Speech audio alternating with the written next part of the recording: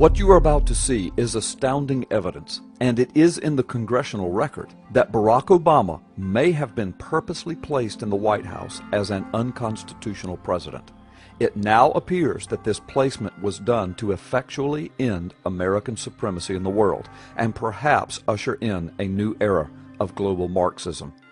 This video will prove that from 2003 through 2008, members of Congress, most of them Democrats, feverishly worked to eliminate Article 2, Section 1, Clause 5 of the United States Constitution, requiring that all presidential candidates be natural-born citizens of the United States. This was all done just prior to the rise of Barack Hussein Obama to the office of President of the United States. This video focuses on the period from 2003 to 2008 and the political maneuvers that took place in order to pave the way for America's first unconstitutional president. Starting in 2003, Democrat members of Congress made no less than 8 attempts in 22 months to either eliminate the natural-born requirement or redefine natural-born citizen. Note that each attempt to redefine or eliminate the natural-born clause goes to the elimination of the requirement that the president is born to 2 legitimate American citizens. Following are the 8 congressional attempts to circumvent the Constitution and pave the way for an Obama presidency. Number 1. On June 11, 2003, Democrat House member Vic Snyder introduced H.J.R. 59 in the 108th Congress. Its wording declared that it was to be a constitutional amendment making a person who has been a citizen of the United States for at least 35 years and who has been a resident within the United States for at least 14 years eligible to hold the office of President or Vice President. On September the 3rd, 2003, Representative John Conyers introduced H.J.R. 67, another constitutional amendment proposal making a person who has been a citizen of the United States for at least 20 years eligible to hold the office of President. On February the 25th, 2004, Republican Senator Don Nichols attempted to counter the growing Democrat onslaught aimed at removing the natural-born citizen requirement for president in Senate Bill 2128.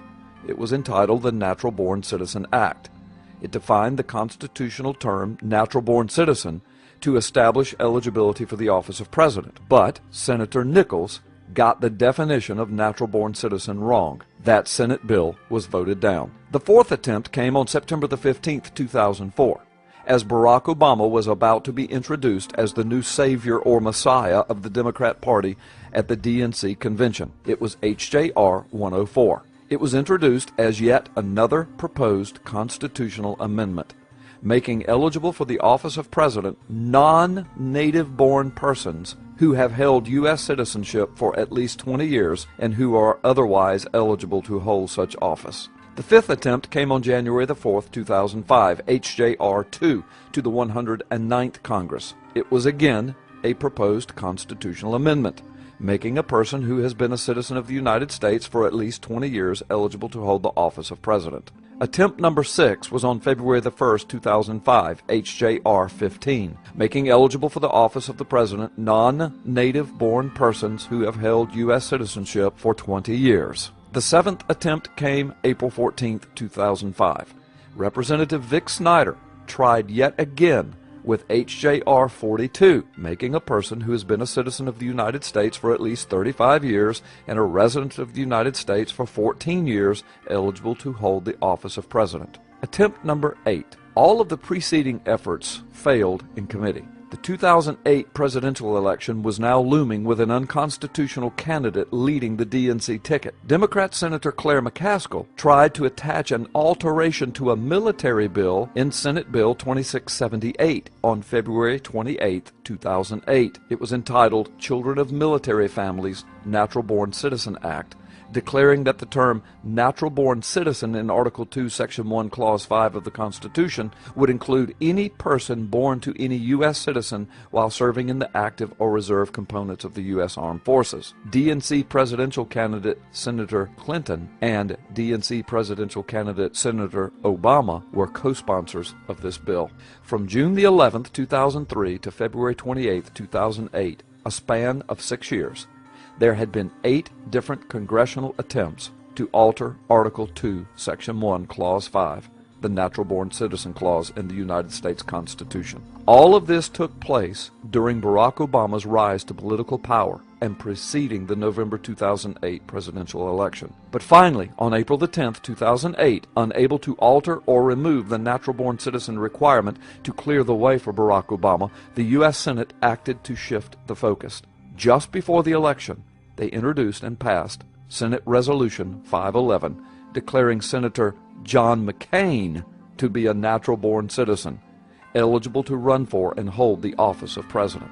Interestingly, his citizenship was never an honest question, but Barack Obama's was. The sponsor of the resolution, Democrat Senator Claire McCaskill. Senate Resolution 511 states that John McCain is a natural-born citizen, and the conditions for that declaration were by virtue of the fact that he was born on American-held territory to 2 current U.S. citizens. This would be a condition not even met by Barack Hussein Obama. DNC presidential candidates Hillary Clinton and Barack Obama were co-sponsors of this resolution on John McCain's citizenship status. Obama would know that even he could not meet the definition of this Senate resolution. When House members asked the Senate to hold similar hearings on Barack Obama, the Senate refused. However, but here is the key, in the McCain resolution is also this language, quote, whereas the term natural-born citizen, as that term appears in Article 2, Section 1, is not defined in the Constitution of the United States. This would be the phrase that would be used over and over by the Obama camp and the Congressional Research Service to prop up the clearly unconstitutional president. In November 2008, Barack Obama wins the presidential election. But just before the presidential election, with questions and doubts swirling from coast to coast concerning Obama's constitutional eligibility, Obama's legal team now spends well over $1.4 million blocking access to every single identifying document of Barack Obama, from his birth to his travels to the White House. Just a few days before Obama is sworn into office, Obama meets with the Supreme Court justices, 8 out of 9 of them, in a closed session meeting. This was done while there were now cases pending before the Supreme Court concerning Obama's eligibility. Justice Samuel Alito was strangely and unexplainably missing from this meeting. No reporters were allowed. No attorneys were invited on behalf of the plaintiffs who had pending cases against Barack Obama before the Supreme Court. Many legal experts consider this move to be highly unethical and perhaps illegal on the part of the Supreme Court. And as a result, to date, neither the Supreme Court nor any other federal court, or any court for that matter, has heard a single case on merit concerning Obama's citizenship challenge. For 2.5 years, Obama refused to release a birth certificate identifying his constitutional eligibility. In April 2011, Obama finally released his purported long-form birth certificate. But since then, numerous computer and document experts have concluded that the birth certificate that Obama released is a forgery and a fake. To date, not a single expert has come forward proclaiming the document to be legitimate. General Paul Vallely has recently proclaimed publicly that the birth certificate is a fraudulent document and Obama should be impeached.